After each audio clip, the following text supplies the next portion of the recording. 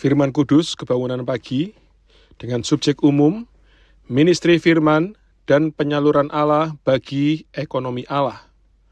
Berita pertama dengan judul Bertekun dalam Doa dan Pelayanan Firman. Hari pertama, dasar Alkitab diambil dari Roma pasal 8 ayat 26 sampai 27.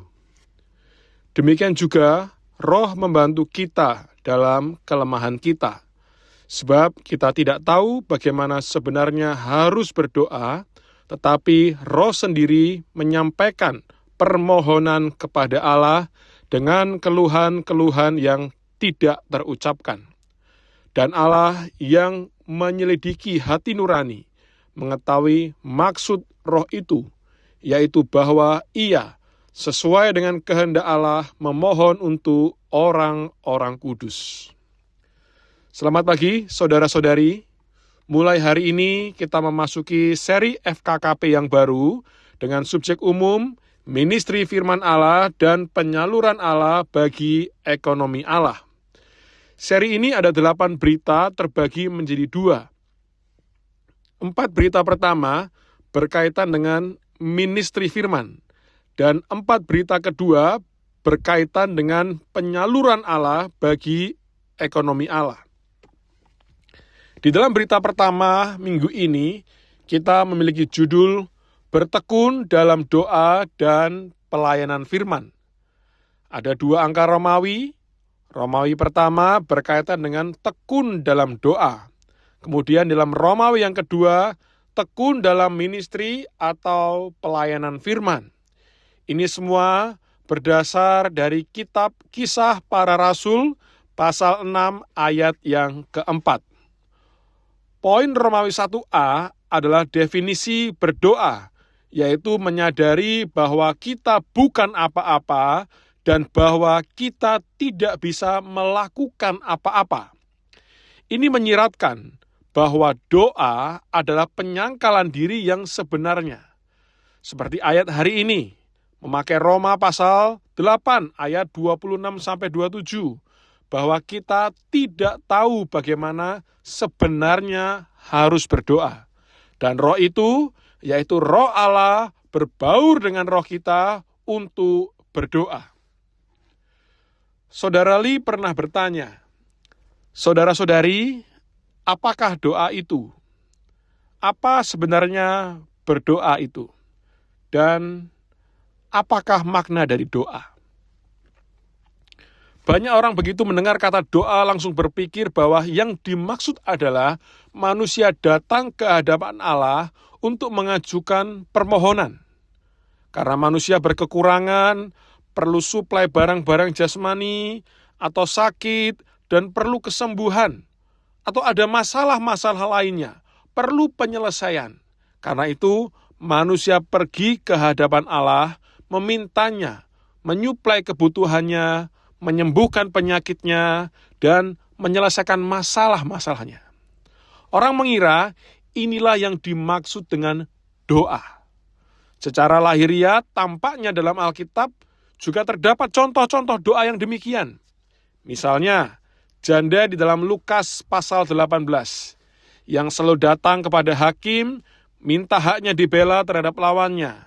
Akan tetapi, saudara-saudari, ingatlah, itu bukan makna doa yang tepat seperti yang diwahyukan di dalam Alkitab. Meskipun definisi sedemikian tidak salah, tetapi terlampau dangkal, kurang dalam, dan kurang tepat.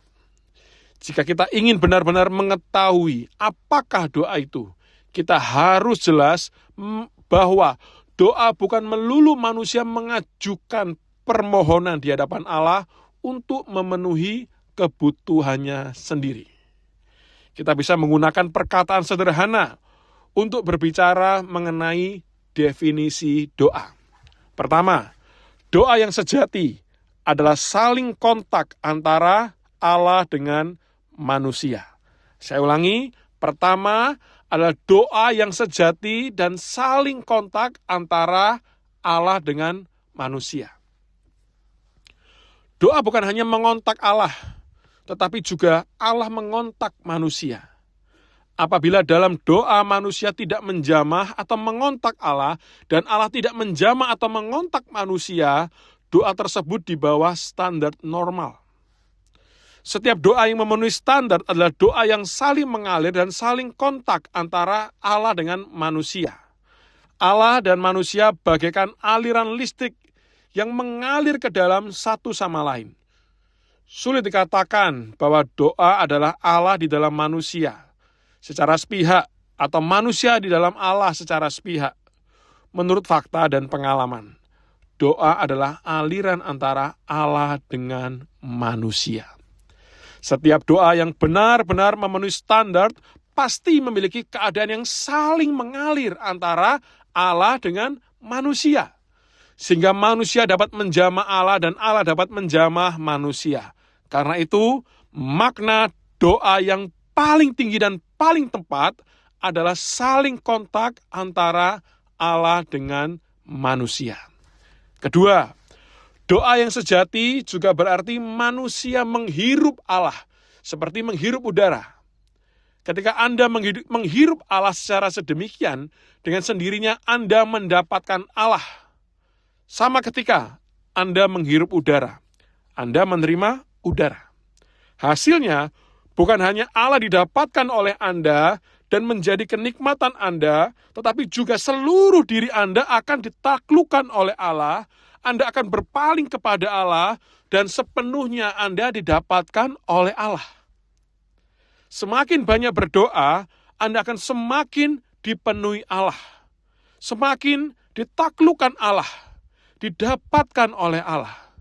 Bila Anda tidak berdoa selama seminggu atau bahkan sebulan, maka Anda akan jauh dari Allah. Apa maksudnya jauh dari Allah? Ini berarti Anda tidak mendapatkan Allah dan Allah tidak mendapatkan Anda. Jika Anda ingin kembali mendapatkan Allah dan membiarkan Allah mendapatkan Anda, jalan satu-satunya adalah berdoa. Tidak cukup hanya berdoa 2 atau 3 menit. Anda harus berdoa dan berdoa lagi sampai Anda benar-benar telah menghirup Allah. Anda didapatkan Allah dan Anda mendapatkan Allah. Karena itu, saudara-saudari, doa yang sejati yang kedua adalah sangat penting bagi kehidupan orang Kristen. Bila seorang saudara atau saudari telah benar-benar memahami rahasia doa yang tercakup dalam 2 butir di atas, dengan sendirinya akan timbul hasil berikut. Ini adalah poin yang ketiga. Orang yang berdoa demikian pasti berkoordinasi dengan Allah, bekerja sama dengan Allah, dan membiarkan Allah mengekspresikan dirinya sendiri dan kehendak hatinya dari dalam dan melaluinya, dan akhirnya merampungkan kehendak Allah. Inilah yang dikatakan dalam Roma pasal 26-27 yang memberitahu kita bahwa kita tidak tahu bagaimana seharusnya berdoa, tetapi Roh Kudus berdoa di dalam kita menurut kehendak Allah. Mari kita perhatikan kembali Roma pasal 8 ayat 27. Ada kalimat yang mengatakan roh itu sesuai dengan kehendak Allah berdoa. Dalam bahasa aslinya tidak ada kata kehendak. Maksudnya, Roh Kudus berdoa di dalam kita sesuai dengan Allah, yaitu Allah berdoa di dalam kita melalui rohnya. Jadi, doa demikian pasti menyatakan diri Allah sendiri. Tentunya juga menyatakan apa? Kehendak Allah sendiri. Karena itu, Yudas ayat 20 juga mengatakan, berdoalah dalam Roh Kudus. Ini berarti Anda dan saya tidak bisa berdoa di dalam diri kita sendiri. Dengan kata lain, doa kita haruslah merupakan pernyataan dari 2 persona, Anda dan Roh Kudus. Berdoa sebagai kesatuan. Efesus pasal 6 ayat 18 berkata, berdoalah setiap waktu di dalam roh.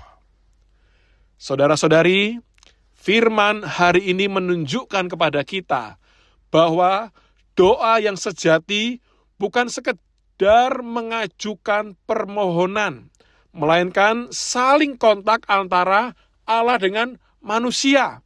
Dia menjamah kita dan kita menjamah dia. Saudara-saudari, mari kita belajar mempraktikkan apa yang baru kita dengar hari ini. Mari kita berdoa. Tuhan Yesus, Bapa yang terkasih, kami mengucap syukur Engkau membukakan firman ini mengenai bagaimana kami harus berdoa. Tuhan, kami menyadari kami bukanlah apa-apa dan tidak sanggup melakukan apa-apa. Bahkan untuk berdoa pun, kami tidak tahu bagaimana semestinya kami harus berdoa. Kami bersyukur Roh-Mu sendiri sudah tinggal dan berbaur dengan roh kami. Mendoakan kehendak-Mu di dalam hati kami. Kami menyerahkan seluruh diri kami untuk senantiasa bertekun dalam doa dan pelayanan firman. Terima kasih Tuhan, di dalam nama-Mu kami berdoa. Haleluya. Puji Tuhan, demikian firman kudus kebangunan pagi hari ini. Tuhan Yesus memberkati.